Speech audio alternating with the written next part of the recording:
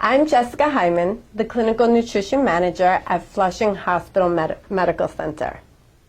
The estimated average intake for calories on Thanksgiving dinner is 1,500 to 6,000 calories.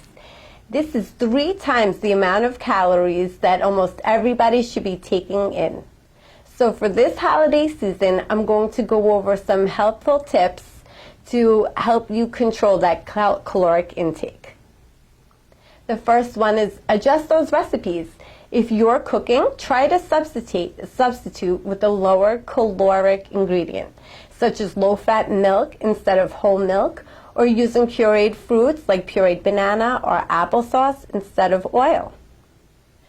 A lot of times our eyes are bigger than our stomachs, and we end up putting huge portions on our plate. Try using a smaller plate to help you with portion sizes and help you control those portion sizes.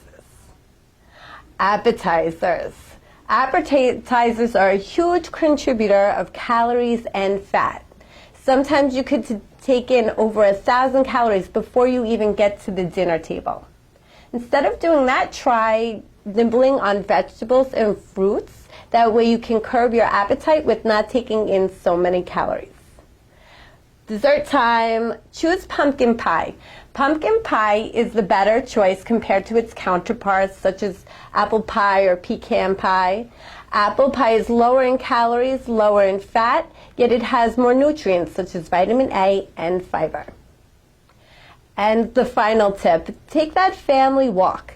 After dinner, take a nice family walk, get the digestive tract going, burn some of those calories, and enjoy time with your family. Have a happy holiday season from the Food and Nutrition Department at Flushing Hospital.